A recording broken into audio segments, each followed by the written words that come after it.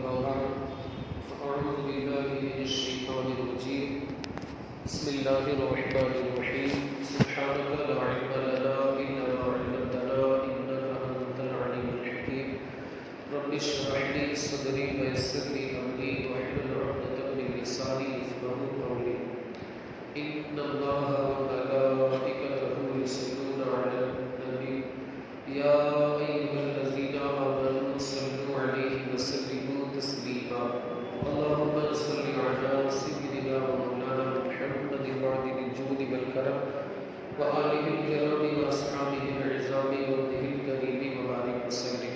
ایک حدیث پاک ہے القیس من دان نفسه وعمل لما بعد الموت والعاجز من اتبع نفسه هواها وتمنى على الله، یعنی عقل مند وہ شخص ہے جو اپنے آپ کا محاسبہ کرے، اپنی ذات کا محاسبہ کرے، اپنے آپ کو دیکھے اور یہ بات مد نظر رکھے کہ مجھے مرنا ہے، اللہ کی بارگاہ میں جواب دینا ہے. اور بے وقوف وہ شخص ہے جو اپنے آپ کی فکر نہ کرے، والعاجز من اتبع نفسه هواها، یعنی جو اپنے آپ کو خواہشات نفسانی کے پیچھے لگا دے اور اس مقصد کو فراموش کر دے کہ مجھے مرنا ہے اور مرنے کے بعد اللہ کی بارگاہ میں ہر چیز کے تعلق سے جواب دینا ہے. ان ساری چیزوں کو فراموش کر کے خواہشات نفسانی کے پیچھے وہ لگ جائے، وہ بندہ بڑا بے وقوف ہے. اور پھر خواہشات نفسانی کے پیچھے اپنے آپ کو لگانے کے بعد اللہ سے وہ یہ امید رکھ رہا ہے کہ اللہ مجھے نجات عطا فرمائے گا، میرے لیے رحمت کے دروازے کھول دے گا، تو یہ ساری چیزیں اس کی بے وقوفی ہے، نادانی ہے، جہالت ہے، خام خیالی ہے. وہ بندہ کامیاب نہیں ہو سکتا. ظاہری طور پر دنیا میں کامیاب ہو جائے مگر اللہ و رسول کے نزدیک وہ بندہ کامیاب نہیں ہو سکتا. قرآن مقدس میں فرمایا گیا وَأَمَّا مَنْ خَافَ مَقَامَ رَبِّهِ وَنَهَى النَّفْسَ عَنِ الْهَوَىٰ فَإِنَّ الْجَنَّةَ هِيَ الْمَأْوَىٰ، جو بندہ اپنے رب کے سامنے کھڑا ہونے سے ڈر گیا، یعنی اسے اس بات نے ڈرا دیا کہ مجھے مرنے کے بعد اللہ کے سامنے کھڑے ہونا ہے اور جواب دینا ہے، محاسبہ اللہ مجھ سے فرمائے گا، ایک ایک چیز کا مجھے حساب دینا ہے. اس بات سے وہ بندہ ڈر گیا اور اپنے آپ کو اس نے خواہشات نفسانی سے بچا لیا. وَأَمَّا مَنْ خَافَ مَقَامَ رَبِّهِ وَنَهَى النَّفْسَ عَنِ الْهَوَىٰ، اپنے آپ کو اس نے خواہشات نفسانی سے بچا لیا، نفس کی باتوں سے وہ بندہ رک گیا، اس کے مرغلانے میں نہیں آیا، اس کے بہکاوے میں نہیں آیا، اس کی گمراہ والی باتوں میں نہیں آیا. اللہ فرماتا ہے فَإِنَّ الْجَنَّةَ هِيَ الْمَأْوَىٰ، رب قدیر اس کا ٹھکانہ جنت کے اندر بنا دے. یہ بندے کو اللہ رب العزت کی جانب سے انعام ملتا ہے.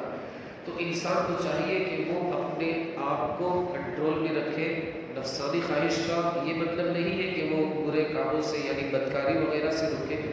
نفس کو روکنے کا مطلب یہ ہوتا ہے کہ ہر وہ کام جو غلط ہے شریعت کی نظر میں اس سے بندہ اپنے آپ کو روکے. مثال کے طور پر کھانا، انسان کی ایک خواہش ہوتی ہے کہ بھائی کھانا جو ہے وہ زیادہ مقدار میں کھائے، کب؟ جبکہ کچھ اچھا کھانا بنا.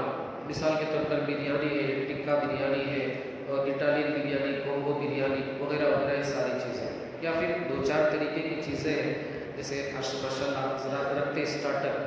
اب انسان یہ چاہتا ہے کہ بھائی یہ چیزیں میں زیادہ کھاؤں، اور اچھا کھانا ہوتا ہے بیروز ہے، کلچا ہے، تو سالن کا ٹیسٹ بھی اچھا ہے. تو انسان یہ چاہتا ہے کہ میں اپنی بھوک سے کچھ زیادہ کھاؤں، اور وہ کھاتا بھی. تو یہی مین بندے کی آزمائش ہے. اسی وقت بندے کا امتحان کہ اس کا نفس کو چاہ رہا ہے کہ 2 روٹی کی بھوک ہے مگر ہم 4 روٹی کھائیں. یہ اس کا نفس چاہ رہا ہے کہ بھائی 2 روٹی میں نہیں، اچھا کھانا ہے تو ہم اسے کھائیں. ویسے تو بعد میں ملنا اللہ کی نعمت، اللہ کی رحمت سے امید ہے کہ انشاءاللہ بعد میں بھی ملے گا. مگر یہ جو نفس ہے یہ اندر سے گویا کہ ہمیں مخاطب کرتا ہے، کہتا ہے کہ 2 روٹی اور کھا لیتے ہیں، کیا اس سے فرق پڑ جائے گا، اچھا کھانا ہے. تو انسان اگر اس کی بات کو مان لیتا ہے، ناجائز و حرام تو نہیں ہے مگر یہ نفس کی پیروی کرنا ہوا. اس وقت بندے کو چاہیے کہ وہ اپنے نفس کو بارے لا حول پڑھے اور بس میں یہ کہے، یہ عزم مصمم کرے کہ میری جتنی بھوک ہے میں اتنا ہی کھانا کھاؤں گا، اس سے زیادہ میں نہیں کھاؤں گا۔ یہی چیز ہر جگہ فٹ ہوتی ہے، ہر جگہ سیٹ ہوتی ہے کہ نفس جو ہے وہ کسی کام کے کرنے پر ابھارتا ہے، مگر وہ کام اللہ و رسول کے نزدیک غلط ہوتا ہے، شریعت اس کی اجازت نہیں دیتی۔ بندہ اگر پہلے ہی سے عزم مصمم بنا لے، وہ بندہ نفس کے قابو میں نہیں آئے گا، بلکہ نفس کے اوپر اس بندے کا غلبہ ہوگا، شیطان کے اوپر اس بندے کا غلبہ ہوگا۔ تو انسان اپنے آپ کو پہلے ہی سے اس بات کے لیے آمادہ کرے کہ مجھے نفس کی بات نہیں ماننی ہے، اور اس کو مارنے کا سب سے بہتر طریقہ یہی ہے کہ بندہ پیٹ بھر کر کھانا نہ کھائے۔ جتنا بندہ کم کھائے گا اس کے دل کے اندر اتنا ہی زیادہ اللہ کا نور پیدا ہوگا، عبادت کا نور پیدا ہوگا، اور وہ بندہ اللہ کے اتنا ہی زیادہ قریب ہونے کی کوشش کرے گا۔ کب؟ جبکہ بندے کا پیٹ خالی ہے، بہت پیٹ بھر کر اس نے دبا کے کھا لیا ہے کہ ڈکارے کھا رہا ہے، پھر وہ یہ سوچتا ہے کہ میں ایکسٹرا اور رکعتیں پڑھ لوں، تو یہ تو بہت مشکل ہے۔ بلکہ وہ بندہ انتظار کرے گا کہ کب امام صاحب اللہ اکبر کہے، جلدی سے فٹافٹ 7-8 منٹ کی نماز میں ہمیں فارغ کر دے اور فٹافٹ 2 رکعت پڑھ کے میں اپنے گھر کا راستہ ہوں۔ وہ بندہ یہی سوچے گا۔ کیوں؟ کیونکہ جو نفس کو بھگانے کی جگہ تھی، اس بندے کو اس چیز کو اس نے خود اپنا لیا، پیٹ بھر کر ایک دم دبا کے، یعنی بھوک سے بھی زیادہ کھایا، ڈکارے کھانے لگا۔ پھر وہ یہ سوچتا ہے کہ عبادت میں میرا دل لگ جائے، تو یہ اس کی خام خیالی ہے۔ جو بندہ ایک دم پیٹ بھر کر کھائے، اسے ناجائز و حرام نہیں، آپ اسے حرام نہ سمجھیں، کھانا جائز ہے، مگر وہ چیز جو ایک روحانیت ہوتی ہے کہ بندہ اگر کچھ کر رہا ہے تو دل اس کا مطمئن ہو، دلی اعتبار سے وہ چاہ رہا، روحانیت اندر اسے کچھ ایک محسوس ہو کہ ہاں میرا دل لگ رہا ہے، وہ چیز اسے پیٹ بھر کر دبا کے کھانے سے حاصل نہیں ہوتی۔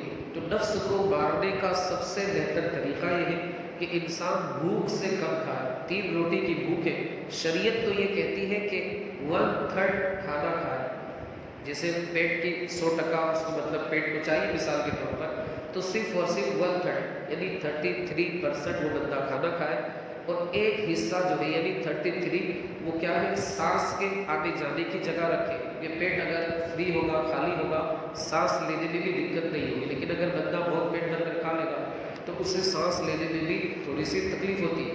اور تیسرا جو 1/3 یعنی 33%، 33% جو تیسرا والا ہے وہ پانی کے لیے خالی رکھے۔ ویسے تو کھانے کے بعد فوراً نہیں پانی پینا ہے، آدھا گھنٹے کے بعد پینا ہے، لیکن وہ جو 33% ہے اسے کیا ہے، پانی کے لیے خالی رکھے۔ 33% جو ہے، 33% جسے ہم کہہ سکتے ہیں وہ سانس کے لیے، اور 33% جو ہے وہ کھانا اتنا بندہ یعنی اتنی مقدار میں بندہ کھانا کھائے۔ آپ دیکھیں، ایک مرتبہ آزما کے دیکھیں، اسے تو ماشاءاللہ آپ کا تجربہ رہا ہوگا، عبادت کا نور آپ کے دل میں پیدا ہوگا، اور اللہ کی عبادت میں، قرآن مقدس میں آپ کا دل لگے۔ سب سے بڑی بات کہ بندہ جو ہے کسی غلط بات کی جانب، گناہ کی جانب قدم نہیں اٹھائے، گناہ کی جانب بندہ قدم نہیں اٹھائے۔ آپ کا تجربہ ہوگا، ماشاءاللہ آپ روزے رکھتے ہیں کہ بندہ جب روزے رکھتا ہے تو ایک روحانیت اسے خود بخود محسوس ہوتی ہے۔ یہ نہیں کہ مطلب اس کا کمال ہے، یہ الحمدللہ روزے کا کمال کہ بندہ آٹومیٹک گناہوں سے بچتا ہے، اس کی زبان پہ کنٹرول رہتا ہے، اور اسی طرح وہ بندہ گناہوں کے قریب نہیں جاتا۔ کیوں؟ کیونکہ اس نے روزہ رکھ کر اپنے نفس کو مار دیا، اپنے نفس کو اس نے گویا کہ پہلے ہی سے بھگا دیا، اب یہ ساری چیزیں اس کے پاس نہیں آتی۔ تو یہ ایک علاج ہے کہ بندہ بھوک سے کم کھائے، اس سے انشاءاللہ العزیز نفس پر وہ بندہ غلبہ پائے گا، قابو پائے گا۔ نفس کی شرارتیں آپ دیکھیں کہ اگر نفس کسی کے اوپر غالب آ جائے تو وہ اپنوں سے بھی اسے جدا کر دیا کرتا ہے۔ ایک بادشاہ تھا، اس نے ایک شہر ملک فتح کیا، ایک کنٹری کو اس نے فتح کیا۔ اس کے قریب میں ایک جگہ تھی جو کہ ایک سمجھ لیجیے ایک صوبہ تھا، ایک اسٹیٹ تھا، وہاں کا ایک بادشاہ تھا، اس کا نام تو نہیں پتہ چلتا ہے، کتابوں میں نہیں لکھا ہے، لیکن اس کا جو صوبہ تھا اس کا نام سوریانیہ اسے کہا جاتا ہے، سوریانیہ۔ اب یہ بادشاہ جس نے قریب کا ملک فتح کیا تھا، اس نے یہ سوچا کہ میں جو قریب کا جو صوبہ ہے، اسٹیٹ، اسے بھی فتح کر لوں، وہاں پر بھی میری حکومت ہو جائے۔ اس بادشاہ کا نام تھا پردشیر، جو فتح کرتے ہوئے آ رہا تھا، جو کنٹری پر قبضہ کر رہا تھا، اس کا نام تھا پردشیر۔ خیر اس نے اپنی فوج، اپنی آرمی وغیرہ لے کر یہ گیا، لشکر وغیرہ لے کر گیا، اور وہ جو بادشاہ تھا وہ قلعے کے اندر تھا، فورٹ جسے ہم کہتے ہیں، قلعے کے اندر سیف رہتا ہے اور دشمن اتنی جلدی ہم پر غلبہ حاصل نہیں کر سکتا۔ اس بادشاہ نے جو فتح کرنے کا ارادہ کر رہا تھا، سامنے والے بادشاہ کے قلعے کا محاصرہ کر لیا، یعنی اس کے قلعے کو گھیر لیا۔ اب اس کو فتح کرنے کی کوشش کر رہا ہے، مگر کافی عرصہ گزر گیا، وہ قلعے کو فتح نہیں کر سکا۔ اتفاق سے بادشاہ کی جو لڑکی تھی، یعنی جس بادشاہ کے شہر پر قبضہ ہونا تھا، اس بادشاہ کی لڑکی اتفاق سے ایک شہزادی تھی، وہ اوپر چڑھی، چھت کے اوپر، ٹیرس کے اوپر، اور اس نے دور سے دیکھا کہ جو بادشاہ ہمارے شہر کو فتح کرنے کے لیے آیا ہے وہ انتہائی خوبصورت ہے، جوان ہے۔ اس کا دل اس کے اوپر آ گیا، اس کی محبت میں وہ گرفتار ہو گئے۔ دیکھیے یہاں سے نفس کے بہکاوے کی شروعات۔ اس نے تیر لیا، اس کے اندر ایک خط وغیرہ تیار کیا، خط میں لکھا کہ اگر تم میرے ساتھ شادی کرنے کے لیے تیار ہو تو میں تمہیں قلعے کے اندر آنے کا ایک خفیہ راستہ بتانے کے لیے تیار ہوں۔ یہ تیر بادشاہ کے پاس پھینک دیا، بادشاہ کے پاس تیر بھیجا گیا، لکھا گیا، اس میں کیا لکھا ہوا ہے؟ خط میں یہی لکھا ہوا تھا کہ اگر تم میرے ساتھ شادی کرنے کے لیے تیار ہو تو میں قلعے میں پہنچنے کے لیے تمہیں خفیہ ایک یعنی پوشیدہ راستہ بتانے کے لیے تیار ہوں۔ بادشاہ نے خط کا جواب لکھا کہ ہاں اگر تم نے راستہ بتا دیا تو میں تمہاری خواہش پوری کرنے کے لیے تیار ہوں، یعنی شادی وغیرہ کرنے کے لیے تیار ہوں۔ وہ جو شہزادی تھی اس نے اپنے نفس کے اوپر، یعنی اس کا نفس اوپر اس پر غالب آ گیا، تو باپ کی حکومت، باپ سے غداری کرنا ظاہر سی بات ہے، باپ سے اگر کوئی غداری کرے تو وہ پھر کسی جگہ کا، کسی مقام کا کہیں کا نہیں رہتا، اس کی دنیا بھی برباد، آخرت بھی اس کی برباد۔ اس نے بتا دیا کہ اس جگہ سے آپ آ جاؤ، قلعے میں پہنچ سکتے۔ بادشاہ کے پاس وہ خط پہنچا، وہ اپنی فوج کو لے کر قلعے کے اندر خفیہ راستے سے، پوشیدہ راستے سے آ گیا، بہت سارے سپاہی مارے گئے، بادشاہ بھی قتل کر دیا گیا۔ اب جو شہزادی کی خواہش تھی اس کے مطابق شادی ہو گئی۔ شادی کے کچھ دن بعد ایک رات شہزادی کو نیند نہیں آ رہی تھی، تو بادشاہ نے پوچھا پھر کیا؟ اس نے کہا کہ یہاں کچھ نرم نرم دھاگے، دورہ جسے ہم کہتے ہیں، جسے چٹائی وغیرہ بھی بنائی جاتی ہے، اس کی وجہ سے مجھے نیند نہیں آ رہی۔ بادشاہ نے پوچھا کہ یہ تو معمولی سی بات ہے، اتنی مطلب ہلکی چیز کی وجہ سے تمہیں نیند نہیں آ رہی، یعنی لگتا ہے کہ تمہارے والد نے تمہاری پرورش بہت ناز و نعمت نے کی ہے اور بہت تمہاری چیزوں کا، تمہاری ضروریات کا خیال رکھا ہے کہ ایک ذرہ برابر بھی تمہیں تکلیف کا احساس نہیں ہونے دیا۔ اس نے کہا ہاں میرے باپ نے میری بہت اچھے طریقے سے تربیت کی ہے، پرورش کی ہے اور ہر چیز کا خیال رکھا ہے، ایک تنکے کی بھی مجھے تکلیف نہ ہو، اس بات کا میرے باپ نے بہت زیادہ خیال رکھا کہ کسی بھی طرح مجھے تکلیف کا سامنا نہ کرنا پڑے۔